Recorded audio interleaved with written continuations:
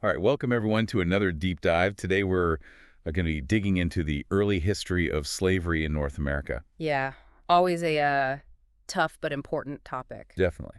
And we're going to be using excerpts from this text here called Slavery Comes to North America, 1619. So get ready to, uncover how this dark chapter unfolded and really its impact on the nation. Should be a fascinating discussion for sure. Okay, so I guess just to get us started, it's the early 17th century, and the North American colonies are just booming. Great, tons of opportunity. Huge demand for labor. Where are they going to get all these workers? Well, initially they relied a lot on indentured servants. Oh, People mostly coming from Europe looking for passage to the New World, right. and they would work for a certain number of years to pay off their debt. Okay, so it's like a trade-off. Exactly. But this system, it had its problems, and honestly, the demand for labor, it just kept growing and growing. Makes sense. More and more people coming over, more and more work to do. Right. So then things start to shift, right? Yeah. Things take a pretty dark turn. Yeah, and our source really highlights this year, 1619. A Dutch ship arrives in Jamestown, Virginia. And instead of carrying those hopeful indentured servants, they've got 20 enslaved Africans. Yeah. That moment, it really is a turning point in history. It's chilling to think about, those 20 individuals just ripped from their homes. It's the beginning of this system that would enslave millions, really leaving a lasting scar on the nation. It's just hard to fathom the scale of it all. The text mentions that just during the 18th century alone, there were an estimated 6 to 7 million enslaved people brought to the New World. Yeah, millions of people. To put it into perspective, think about a major city today like Los Angeles. Wow. Just imagine that entire population Yeah. forcibly transported across the Atlantic. It's unfathomable. And, the effects back in Africa were absolutely devastating. Just entire communities torn apart, generations of families separated. It really stripped the continent of its potential. They were taking the healthiest, strongest individuals, leaving these lasting scars on their society and their economies. And then on top of all of this, you have the American Revolution brewing, this fight for freedom and liberty, right? There's irony. All while a huge portion of the population is still enslaved. Yeah, how do you reconcile those two things? It really seems paradoxical. It was a time of huge internal conflict. Yeah. Even some of the founding fathers, figures like George Washington, Thomas Jefferson. Who, of course, were slave owners themselves. Exactly. They were wrestling with these contradictions. The text mentions that even the Constitution, despite all its talk of liberty, it still has these clauses that acknowledge slavery. Right, like the fugitive slave clause. Yeah. Using that euphemism, person held to service or labor. Wow. It obligated free states to return escaped slaves to their owners. Wow. And, what did that actually look like in real life? Can you give an example? Sure. Imagine, you're an enslaved person who risks everything to escape to freedom. You finally make it. But then you get captured. Oh, no. And you're sent back to that life of forced servitude. Just heartbreaking. This clause, it made escape almost impossible. right. It really solidified the power dynamics of slavery. It's just, wow. And then as we move into the late 18th and early 19th centuries, we see this real divergence, right, in how different regions are approaching slavery. Yeah, almost like two separate countries developing within the U.S. So many northern states, they've abolished slavery by this point. But in the South, it's just becoming even more entrenched. It wasn't just about economics, It was about completely different social and cultural structures built around the presence or absence of slavery. That's a really good point. In the North, you have this growing industrial economy relying on wage labor, What? leading to cities, more diverse populations. I see. The South, though, it stayed largely agrarian with its economy and its entire social hierarchy, really, tied to slavery. And then in 1808, we have this federal ban on importing new enslaved people. Right, a step in the right direction. Right. But then the text points out this kind of crazy thing. Despite this ban, the enslaved population in the U.S. almost triples by 1860, reaching almost 4 million. A tragic paradox. How could that be? Well, the ban on imports had this unintended consequence. It fueled a booming internal slave trade. Oh, wow. Enslaved people were being forcibly moved from the Upper South to those expanding cotton plantations in the Deep South. Just to meet the demand, huh? Exactly. And it's just, families torn apart to feed this increasingly inhumane system. It's just awful. It really is. So, I mean, today we've seen how slavery really took root in North America. Yeah. And it wasn't just about economics, Yeah. it really was about those individual lives. Millions of them. Shattered by the system built on exploitation and cruelty. And I think it's important to remember that this history, it continues to shape us today. Absolutely. To understand America, you have to understand this period. Yeah. And so I think, for everyone listening, here's something to think about. How do you see the legacy of slavery influencing things today? It's a big question. Right. Things like racial inequality, economic disparities. We have to grapple with these issues. Yeah, if we really want to move towards a better future. Couldn't agree more. We will be right back.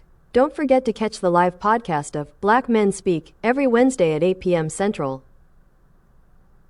Okay, so we're diving into some pretty heavy stuff today. Yeah. But a really important, really pivotal moment in American history. Absolutely. Nat Turner's Rebellion, 1831. Right. Pre-Civil War South? Yeah. We're talking about slavery, simmering tensions, and this rebellion, is the only effective slave rebellion in U.S. history. Right. So we're going to be looking at Nat Turner's Revolt, August 1831. Okay. And I think that it's interesting to look at this because it wasn't just a historical event, This sent shockwaves. Right. This really shaped the path to the Civil War. Yeah, I mean, how could it not? Right. So I think it's really important to kind of unpack all of this. Yeah. So who was this guy? Yeah. Who was Nat Turner? Right. Well, he was born into slavery Okay. in Southampton County, Virginia. Okay. And from what we know, really inherited this burning hatred of slavery from his mother. Okay. Obviously. But he was also just, deeply, deeply religious. Oh, he so. And really believed he was chosen by God to, Like a prophet. Yeah, to liberate his people. To liberate his people. Yeah. Okay. So, to kind of put that in context, what were the conditions like for enslaved people? It's brutal. Yeah. No freedom, no rights. You're constantly under the threat of violence. Yeah. Yeah. And religion. You're saying he's very religious, but how did religion play into the lives of enslaved people broadly? Yeah, it was really an escape. It offered, solace, hope in the face of just crushing despair. Right. Right. And for Turner, it became even more than that. Much more. Yeah. Because the story goes, and this is just fascinating. Early 1831, there was a solar eclipse. Right. And for him, that was a divine sign. That was it, Yeah. That was the message from God to start his mission. Yeah. So the way that belief shapes perception is so powerful. Oh, absolutely. It's unbelievable. And I think this interpretation of the eclipse really reveals the depth of his conviction. Right. He really believed his actions were divinely ordained. Yeah. Which fueled his determination. Oh, yeah, totally. To carry out his plan. And the plan is pretty audacious. We're talking August 24, 1831. He and a small group, they target his enslaver and their family. Yeah, bold move. Yeah, that's the start of the rebellion. Yeah. But what's interesting is the goal was to capture the armory in Jerusalem, Virginia. Wow.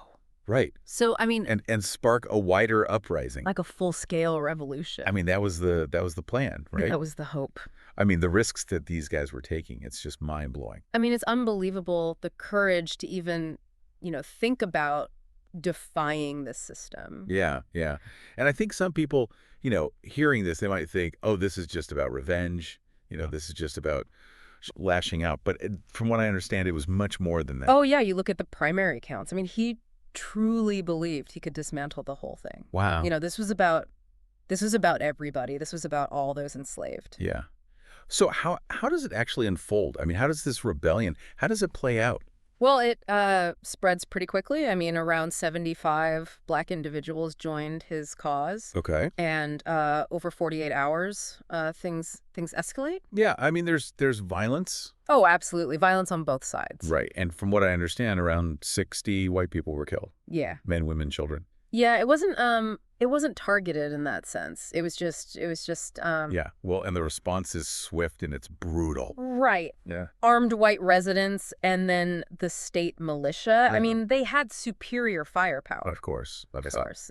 It's put down pretty quickly. Yeah. And tragically, about 100 enslaved people, many of whom were innocent, right? Just caught in the crossfire. Right. Lose their lives in the aftermath. Yeah, I mean, it just shows like how entrenched this whole system was. Yeah. And the lengths people would go to maintain it or disrupt it. Right. It's tragic. It's Yeah. tragic. So Nat Turner himself, he manages to evade capture for weeks. I know. Can you I imagine? can't. The pressure, constantly looking over your shoulder. But eventually he is caught. Right. He's tried, he's hanged, and I mean, immediately he becomes this martyr, Yeah. this symbol of resistance. A symbol of hope, Yeah. in the face of like just incredible odds. And it's, the story still sparks debate. Oh, Right? of course, of course. Is he a hero? Is he a villain? Or is he, is it much more complicated than that? Right. And that's what I think is so interesting about history, is that it's not always black and white. No, never is. Right. I mean, there's so many gray areas. So, this rebellion, I mean, it has this impact far beyond Turner's own fate. The South was just terrified. Oh, yeah. I mean, Just rumors. I thought this was going to happen everywhere. Yeah, rumors of more uprisings, and, many of them, I'm sure, exaggerated. Oh, for sure. But how did this fear shape the political landscape? What happened? Well, they just tighten control. Okay. I mean, that's the thing. States across the South, I mean, they enact even harsher laws.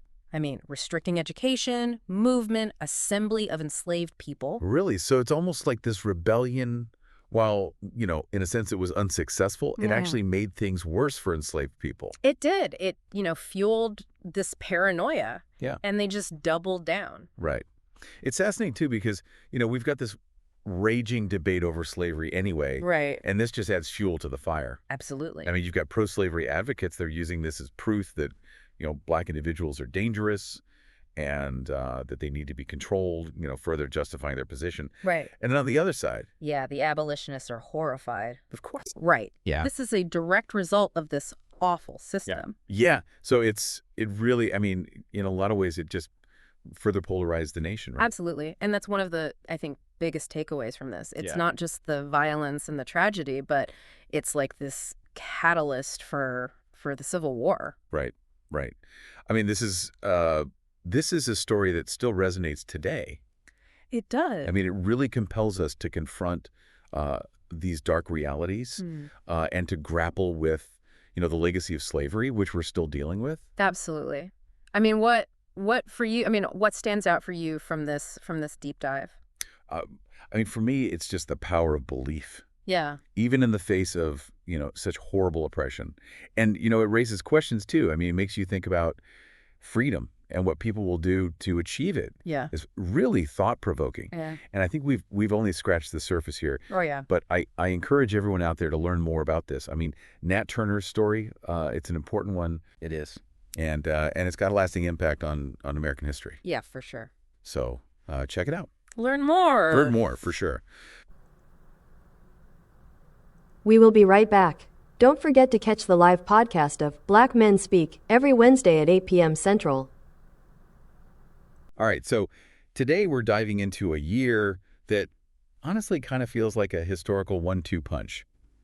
1793. Oh, 1793, Yeah. a year of massive change, that's for sure. Right. It's the year the South gets hit with this, double whammy. Mm-hmm. First, they're already reeling from the Revolution, trying to figure out their place in this new nation. Mm. And their big cash crop, tobacco, it's tanking. The soil is depleted. They've overfarmed it, and it's just not profitable anymore. You can imagine the planters, right, scrambling, trying to figure out what now. Some were even talking about silk production. Silk? Seriously. Yeah, that's how desperate they were. They needed something, anything, to keep their economy afloat. But the thing is, while they're dealing with this economic crisis, another thing happens, seemingly unrelated. Right. Eli Whitney goes and invents the cotton gin. Yes. The cotton gin. And it's going to change everything. It really does. And to understand how, we need to look at just how bad the South's economic situation was. I mean, can you give us a sense of just how dire things were? Well, think about this. even the price of enslaved people was dropping. Yeah, it was a sign that even the sort of bedrock of their economy, the institution of slavery itself, was looking shaky. It makes you wonder, right? Like, if the labor force is cheaper, wouldn't that make slavery more attractive?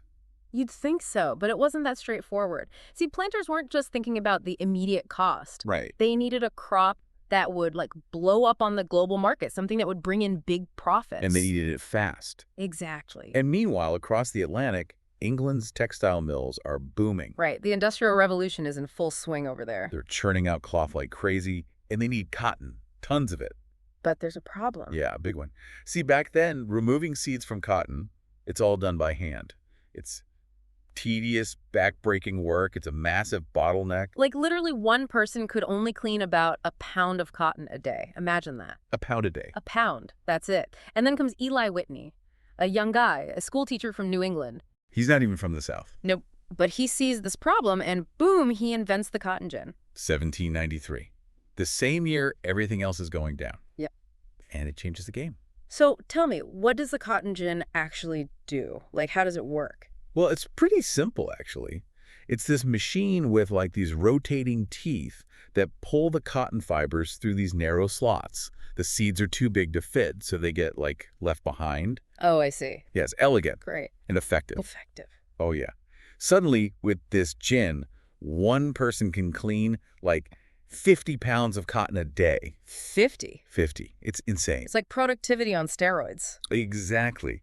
So what do you think happens? Well, if I'm a planter and I see this thing, I'm thinking jackpot. Right. And that's pretty much what happened. Cotton explodes. It becomes the king of the South, the backbone of their economy. And land that was considered useless for tobacco, suddenly it's prime cotton growing territory. Exactly. But this boom comes with a dark side, a huge unintended consequence. The demand for enslaved labor skyrockets. Exactly. It's like this invention, this thing meant to make life easier, it actually ends up making the system of slavery even more brutal and entrenched. Tragic irony, huh? Totally. So we've got this economic earthquake happening in the South, and at the same time, something else is brewing. Right.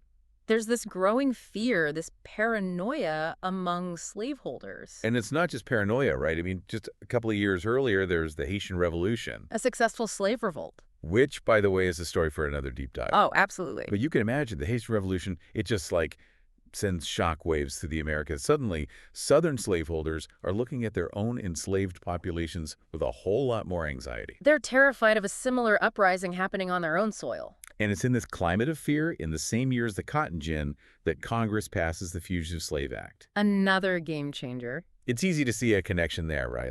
The Haitian Revolution scared them, so they passed the Fugitive Slave Act. But was it really that simple? Well, it's tempting to draw a straight line between those events. Right. But the Act's passage was, driven by more than just fear. There were political and economic factors at play, too. So what was the Fugitive Slave Act all about? What did it actually do? Well, on the surface, it was about, returning runaway slaves to their owners. But the reality is, it was as much about consolidating the power of slaveholding states as it was about, fear of rebellion. Right. It basically made it a federal crime to help runaway slaves. So even if a slave managed to escape to a free state, they weren't really safe. That must have been terrifying to know that even if you reached supposed freedom, you could still be captured and forced back into slavery. Absolutely. And think about what this meant for free Black communities in the North. Suddenly they're living under the constant threat of being falsely accused and kidnapped. Wow. Yeah. It was a huge blow to the idea of freedom and safety for everyone, not just for those who were enslaved. And this act, it really throws a wrench into the idea that slavery was a purely Southern issue, doesn't it? Absolutely. The Fugitive Slave Act essentially extended the reach of slavery across state lines. It made the federal government complicit in its enforcement. So here we are in 1793. The cotton gin, this invention that was supposed to make life easier, ends up driving a massive expansion of slavery. And then, boom, you have the Fugitive Slave Act, which further entrenches the institution and spreads its impact across the nation. Yeah, it's a pretty bleak picture, isn't it? It is, but it's also a reminder that history is rarely about isolated events. Right. The Cotton Gin and the Fugitive Slave Act, They might seem unrelated at first glance, but they're deeply intertwined. They're part of a larger story, a story about economics, power, and the enduring legacy of slavery in America. A story that continues to have ripple effects even today. Exactly. So as we wrap up this deep dive, it leaves us with a question to ponder. What if we could go back in time and, I don't know, uninvent the cotton gin? Knowing what we know now about its impact, would we do it? And what about other historical inventions? Are there others that have had, like, these huge unintended consequences? Oh, there are definitely others. It's something to think about, right? How seemingly simple innovations can, completely reshape the course of history, often in ways we never could have imagined. It's true. And that's 1793, a year of invention, of expansion, and unfortunately, of the entrenchment of one of the darkest chapters in American history. Yeah, a year that's worth remembering. Absolutely. And with that, We will be right back. Don't forget to catch the live podcast of Black Men Speak every Wednesday at 8 p.m. Central. all right. Hey, everyone. Welcome. You ready for another deep dive? Always. Okay, good. Today we're going back in time, kind of way back, to explore early abolitionism and the Underground Railroad. Oh, fascinating topic. Yeah, we've got some excerpts from a text called, Abolitionism and the Underground Railroad, 1831. 1831. Wow, that's right in the thick of things. It is. And that's kind of our mission today, right? To understand, like, how this whole movement started, who were the major players, and how this secret network actually, worked. The Underground Railroad, it's incredible. It really is. So, when we talk about early abolitionism, it wasn't just one group, right? No, definitely not. You had enslaved people obviously fighting for their own freedom, Right. but also white settlers like the Quakers who were, they were opposed to slavery on moral and religious grounds. Yeah, and that's interesting, right? Because, like, the ideals of the American Revolution, they really played a huge role. Absolutely. Think about Thomas Paine, for example. He was condemning slavery even while the nation was fighting for its own freedom. Wow, yeah. So you have these ideals fueling the abolitionists, black and white. But on the other hand, the South's economy, especially with cotton, became super dependent on slave labor. Right. It's like this clash between, like, principles and economic interest. Exactly. And it created massive tension in the young nation. It's almost ironic, right?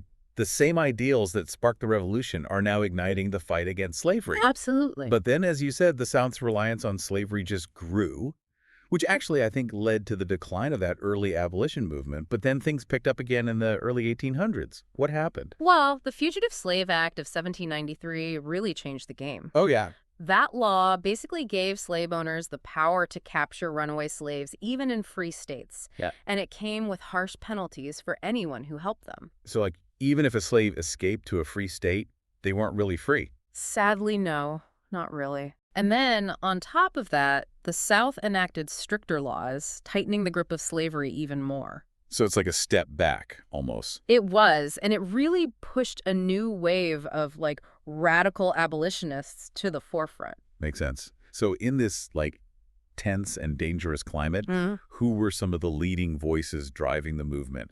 It must have taken a lot of courage to speak out. Oh, absolutely. This era gave rise to some incredible figures, like take William Lloyd Garrison, for example. Yeah, I've heard that name. He was a journalist, a fiery one, and he founded The Liberator in 1831. The Liberator. It was a newspaper, and it became like his platform, you know? He was totally against slavery, no compromises. Wow, so he was calling for immediate emancipation back then. Oh, yeah. He was considered a radical. He challenged the whole institution of slavery, the whole thing. That's pretty bold for that time. Yeah. I mean, what kind of impact did someone like Garrison have? Huge. He was unwavering, totally committed to immediate emancipation, and his voice, it shook the nation. He helped shift public opinion, got the movement going, and inspired others to act. His words were like a beacon, you know? That's amazing. So it's like these individuals, they could spark a whole movement. But let's talk about the enslaved people themselves. How did they actually escape to freedom? This is where the Underground Railroad comes in, right? Yes, exactly. And the Underground Railroad, it's just incredible, a testament to the resilience and ingenuity of those yearning for freedom. Yeah. It was a network, a clandestine network, with safe houses, hidden routes, brave individuals. Many of them free black people, right? Risking their own lives. Right. They all worked together to guide escaped slaves from the southern plantations to freedom up north. It's mind-blowing to think about the risks they took. And the whole system, it was so intricate. It was. Can you, tell us a little more about how it worked? Did they have, specific routes or methods to stay hidden? Well, it wasn't a literal railroad, of course. Okay, right. It was more like a series of secret routes, safe houses. Escaped slaves would travel by night, and they had these conductors who knew the land, the signals, everything. Wow. They used codes, hidden symbols to communicate. And the journeys themselves, they were tough. Swamps, forests, hidden in wagons under hay. Every step was dangerous. It must have taken so much courage for those fleeing slavery to trust this network, to embark on such a perilous journey. It did. And what's even more fascinating is that our source, it suggests that this wasn't something that just popped up in the 1830s. It had been around for a while, right? Oh, yeah. The Underground Railroad had been operating since the late 1700s. Really? Some historians even trace it back to the 1780s. So the resistance, the fight for freedom, it had been going on for generations. Wow. It really shows how strong the human spirit is. And the pursuit of liberty, it's just relentless. It is. So stepping back, what can we learn from all this, from the early abolition movement, the Underground Railroad? What does this period tell us? I think it reveals this really complex mix of moral convictions, economic forces, and incredible bravery. And that mix, it shaped American history. Yes. It's a story of resilience, sacrifice, the unwavering pursuit of freedom, even when things seem impossible. It reminds us that even in systems of oppression, people have the power to resist, to fight for justice, to change things. Absolutely. And on that note, here's a thought for you all to consider. How did the actions of individuals on both sides of this issue, those fighting for slavery and those... We will be right back. Don't forget to catch the live podcast of Black Men Speak every Wednesday at 8 p.m. Central. All right, so we're diving deep today, really deep. Deeper than usual. Oh yeah, way deeper. We're going back to the 1850s, a time when America, let's just say, wasn't exactly a picture of unity. Not exactly known for its peaceful picnics and sing-alongs? No, not really. Tensions over slavery were, well, they were intense. You could say the nation was kind of like a pot about to boil over. And we're going to look at two specific events that really show just how close America was to falling apart. Two events. Yeah. The Dred Scott Supreme Court decision, and then John Brown's raid on Harper's Ferry. Now, these might seem like totally separate things, but trust me, they're connected in a way that really shows how the country was edging closer and closer to civil war. All right, I'm intrigued. Lay it on me. So let's start with Dred Scott. Just imagine being told you're not even a citizen in your own country. That's what Dred Scott faced. That's a pretty harsh reality check. Yeah. So Dred Scott, he was enslaved, and at one point he was taken by his owner to a free territory. And back then, remember, free territory meant slavery was prohibited there. It was a big part of trying to keep the peace between the North and the South. Right, this delicate balance. Exactly. So Scott saw an opportunity. He thought, hey, I'm in a free territory. Maybe I can be free. So he sued for his freedom. Brave move. What happened? Well, what happened next just sent shockwaves through the entire country. The Supreme Court in 1857 made a decision that wasn't just about Dred Scott. It changed the whole game. They basically said no black person, slave or free, could ever be a citizen of the United States. Wow. I mean, that's just... Yeah. It's hard to even grasp how big that was. They were stripping away basic human rights from an entire group of people. And this impacted more than just Dred Scott, right? Oh, absolutely. This wasn't just about one man anymore. It was about the future of slavery everywhere. Every territory was now up for grabs. But the court didn't stop there, did they? No, they didn't. They also decided to dismantle the Missouri Compromise. The Missouri Compromise, remind me about that. Yeah, so that was a really important agreement. It was supposed to maintain some kind of balance between slave states and free states. It was like a fragile truce. Right. But by striking it down, the court wasn't just making a legal decision, they were ripping apart the whole idea of a unified nation. Okay, so things are escalating quickly here. Oh, yeah. And you can imagine the reactions, right? This decision was like throwing gasoline on a fire. Had to make things worse. The South, they saw it as a huge win. It was like their way of life was being protected. But in the North, outrage. Pure outrage. Abolitionists, people like Frederick Douglass, they condemned the decision. Douglass, didn't he have something powerful to say about all this? He did.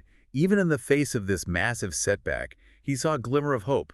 He said, and this is the famous quote, "This very attempt to blot out forever the hopes of an enslaved people may be one necessary link in the chain of events preparatory to the complete overthrow of the whole slave system." Wow, he was looking way ahead. He was. He saw this as a potential turning point. But it makes you wonder, what were the justices thinking? Yeah, I mean, did they really think they were solving the slavery problem? Or were they just totally clueless about the chaos this would unleash? Hard to say for sure. Historians still debate that. Hmm. Did they misjudge how people would react? Or maybe they just didn't get how determined people were to fight for freedom. Either way, things were about to get a lot more heated. That's an understatement, because this is where John Brown enters the scene. Now, unlike those fighting in the courts, John Brown believed in action, direct action. Ah, so we're switching gears a bit. We are. Brown was radical. He was an abolitionist who was convinced that the time for talking was over. He thought the only way to end slavery was through force. No more waiting around for legal decisions. A man of action. What did he do? He came up with this incredibly bold plan. He wanted to raid the federal arsenal at Harper's Ferry, Virginia. His goal: get weapons, arm the enslaved people, and start a full-blown rebellion. Wow. That's, ambitious, to say the least. It was. And he didn't just talk about it. On October 16th, 1859, he and his men, some of whom were black, actually did it. They seized the arsenal. Hold on, so this actually happened. This wasn't just some idea he had. It happened. It must have sent shockwaves through the country. It was a huge wake-up call. This wasn't just talk anymore. This was action. So what was the outcome? Well, ultimately, the raid failed. Brown was captured and hanged for treason. But even though it didn't succeed in its immediate goal, it had a huge impact. What do you mean? It was a symbol. It showed just how desperate and frustrated the abolitionist movement was becoming. They were willing to risk everything to end slavery. It's like these two events, Dred Scott and John Brown's raid, they're two sides of the same coin. Exactly. They both show how high tensions were over slavery, but one was a legal battle and the other was a straight-up attack. And both had massive consequences. Huge. The Dred Scott decision had emboldened pro-slavery folks. They felt justified, even invincible. Then John Brown comes along and it's like their worst nightmare come true. Right, it confirmed all their fears. Exactly. They thought, look, these abolitionists are willing to use violence to start uprisings. It created this wave of paranoia in the South. And that paranoia, well, it fueled the drive for secession. It's kind of chilling how these two events, both born from the fight over slavery, actually helped push the country toward war. It really is. Yeah. It reminds us that history isn't just a bunch of random events. It's all connected. Choices, actions, reactions, they all weave together to create this complex story. The Dred Scott decision, a legal battle, had consequences that reached far beyond the courtroom. It helped create the conditions that led to figures like John Brown and events like Harper's Ferry. Powerful stuff. It is. And it makes you think, what about today? We still see these echoes of the past. What do you mean? Well, even in those dark times, there were people who stood up and fought for what they believed in. Whether through the courts or through direct action, they were willing to take a stand. And it makes you wonder, what side would you have been on back then? In 1859, knowing what you know now, where would you have stood? And what about today? What are the issues that make you want to fight for what's right? What actions would you take? That's a good question to think about. It is. Because we're still dealing with the legacy of slavery. We're still fighting for a more just and equal society. The past might be gone, but it sure does have a way of shaping the present. And it's up to us to decide what kind of future we want to create. I think that's a good place to leave it. Lots to think about. Definitely. Thanks for joining me for this deep dive. It's been, well, intense. You could say that again. But important. Always important to learn from the past, even the difficult parts. We will be right back. Don't forget to catch the live podcast of Black Men Speak every Wednesday at 8 p.m. Central. All right, so today we're diving deep, really deep into the Civil War and Reconstruction. Oh, this is going to be good. We've got some incredible historical texts, really fascinating stuff, focusing on 2 years specifically, 1861, the very start of the war, and then 1865, right after it ended. Yeah, really pivotal years. Yeah. And what I think is so cool about these sources is it's not just, like battles and dates, the stuff you learn in a textbook. Right, it's the real story. Yeah, it's like we're going to explore like the real nuances of what Lincoln was doing, what his thought process was, the struggles that Black Americans were facing to get true freedom, not just, on paper, but like actual freedom. And then honestly, the way this whole era, it's still impacting us today. Oh, absolutely. I mean, the ripples are still being felt. For sure. So, okay, so first question, like why these two specific years, 1861, 1865, why do they matter so much? Well, they're turning points. Like moments where America was, almost like being reborn in a way. The country was changing so dramatically. Yeah, like America could have gone in a totally different direction. Exactly. And in 1861, I mean, think about it. The nation is literally tearing itself apart. Yeah. Right? And the question wasn't just about preserving the Union, which is what we always hear about. Right. But it was about, okay, if we do stay together, what kind of country are we going to be? What are our values? I never thought about it like that. Yeah, and that's where our first source really gets interesting. We all know Lincoln was against slavery, but the thing is, the initial goal, like the driving force behind the war, wasn't actually ending slavery. It was about holding the Union together. Yeah. Why not just come out and say, we're fighting to end slavery? Why was there that hesitation? Right. You would think that would be the rallying cry. You'd think so, but you have to remember the political climate back then, Abolition wasn't this universally popular idea. Even in the North, a lot of people didn't really care about slavery, or some even supported it. They were more concerned with just keeping the country together, keeping their businesses running. And Lincoln, he needed those people on his side if he was going to win the war. That makes a lot of sense. And then there were the border states, slave states, but still part of the Union. Keeping them on board was crucial, and pushing for abolition right away could have alienated them, pushed them into the Confederacy. Yeah, it's amazing how Lincoln had to play this balancing act, keeping everyone happy while waging this huge war. Oh, for sure. I mean, talk about pressure. So yeah, that's 1861, the nation at a crossroads. But then 1862 rolls around and bam, the Emancipation Proclamation. Now that was a game changer, but it didn't happen overnight, did it? What happened between 61 and 62 that led to this massive shift? A lot happened. I mean, for one, the war was dragging on. Yeah. Way longer, way bloodier than anyone expected. And the Union needed something, anything to turn the tide. They needed a win. Exactly, a big win.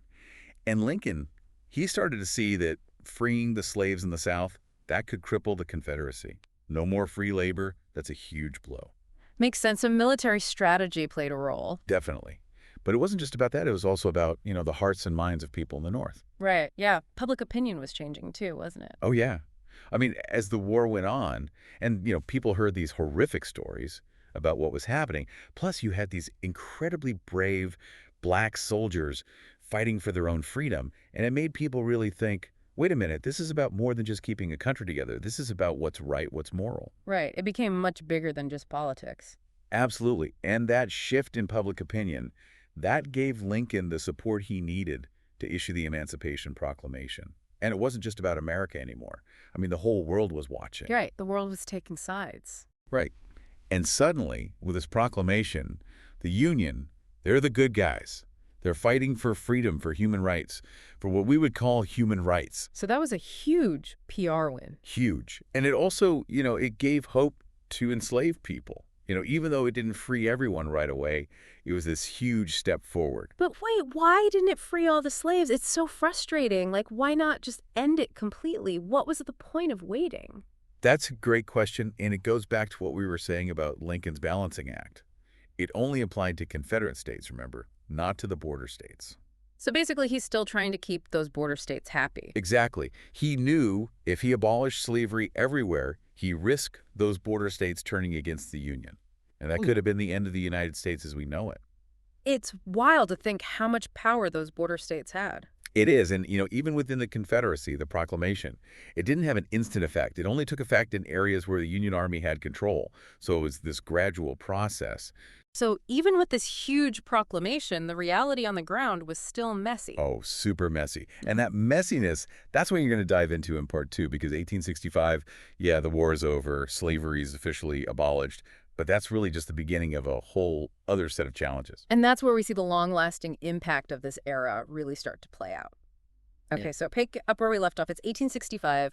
war's over, slavery's abolished, but man, reading the second source, it just hits you that freedom, like real freedom, it was still so far out of reach for so many people. It's true. It wasn't a simple happily ever after ending. No, not at all. Like you get this sense of, okay, this huge weight has been lifted, but then you're immediately facing this whole other set of obstacles, these new restrictions. It's like, imagine you finally escape prison, right? You're free. Yeah. But then boom, suddenly you're hit with all these rules, all these limitations on what you can do, where you can go. That's a perfect way to put it because that's exactly what happened with the Black Codes, right?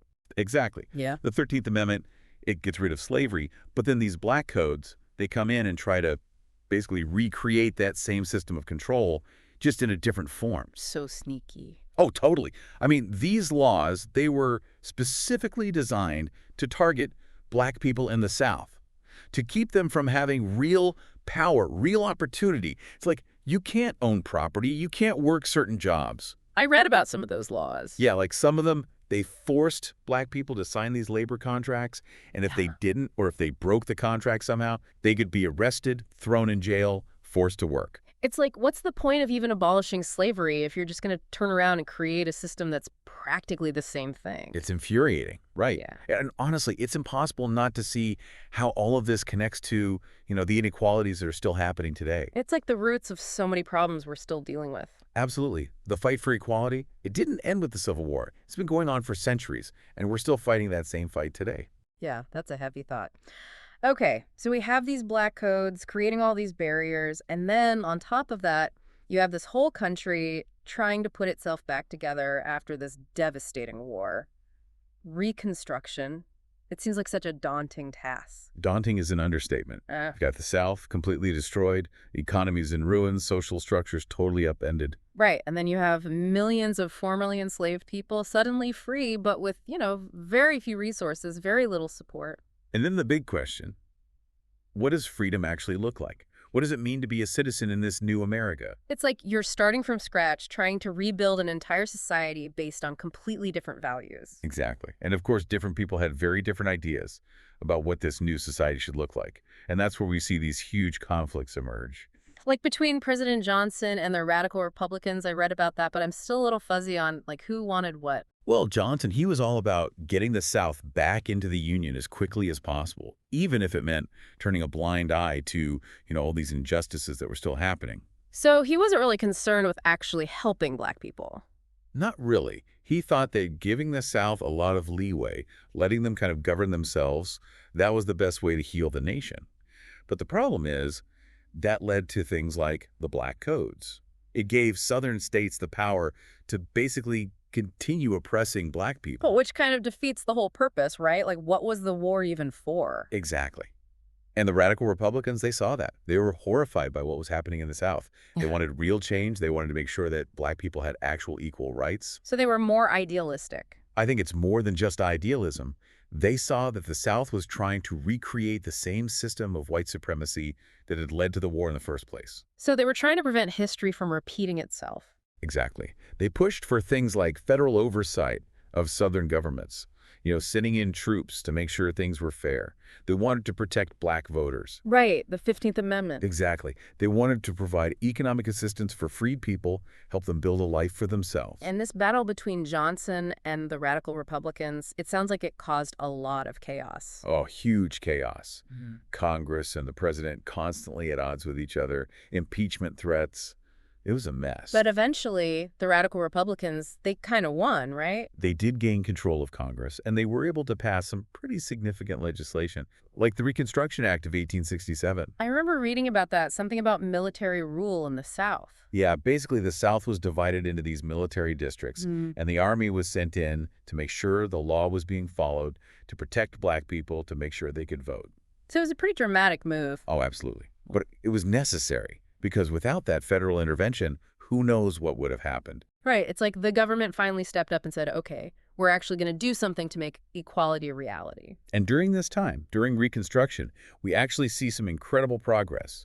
The 14th Amendment is passed, granting citizenship to everyone born in the U.S., including, of course, formerly enslaved people. Finally. Right. And then the 15th Amendment, guaranteeing the right to vote regardless of race. And we start to see black people elected office. representing their communities for the first time in history. It was a moment of incredible hope. It almost sounds like a golden age. It was a time of great change, of real possibility.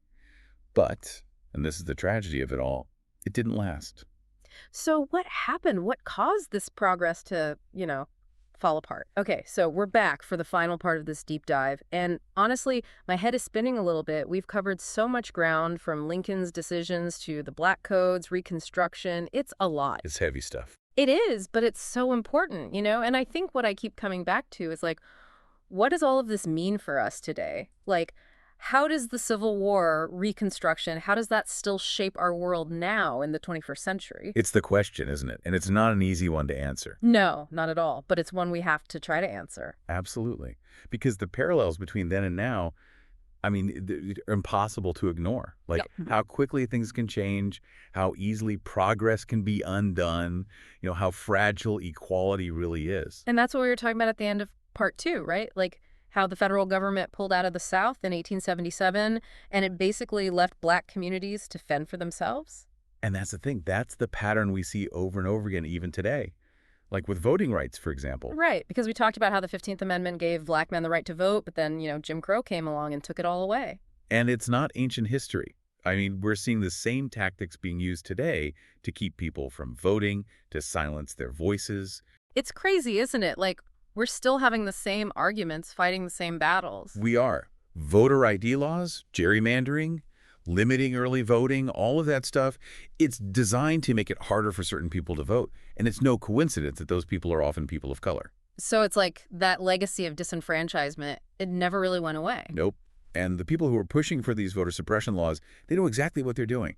They're using the same playbook that was used to disenfranchise Black voters after the Civil War. It's like history repeating itself, but in a new form. Yeah, it's really disturbing. And it's not just voting, right? Like, there are so many issues today that are directly connected to what happened during the Civil War and Reconstruction. Oh, absolutely. Like the economic inequality we see today, the wealth gap between Black and white Americans, that has its roots in slavery and Jim Crow. It's like, how do you even begin to undo centuries of systemic racism? It's a massive challenge.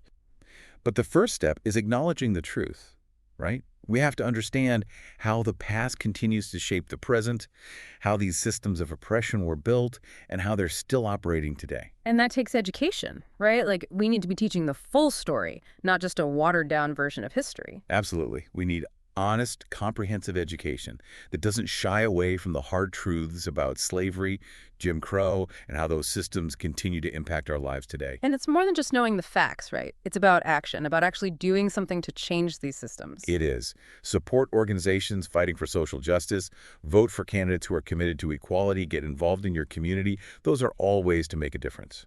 And I think it also starts with us as individuals, right? Like looking inward and examining our own biases, our own prejudices. That's hard work, but it's necessary if we want to create real change. It is hard work, yeah, but it's work we all have to do because this fight for equality, it's not over. It's happening right now, all around us. So as we wrap up this deep dive, I guess the question I have for you, for myself, for everyone listening is, what are you going to do? What action are you going to take? Because this isn't just about the past, it's about the future. And the future, we have the power to change that. We do. We have the power to build a more just, more equitable world. And I think that's what this whole deep dive has been about, right?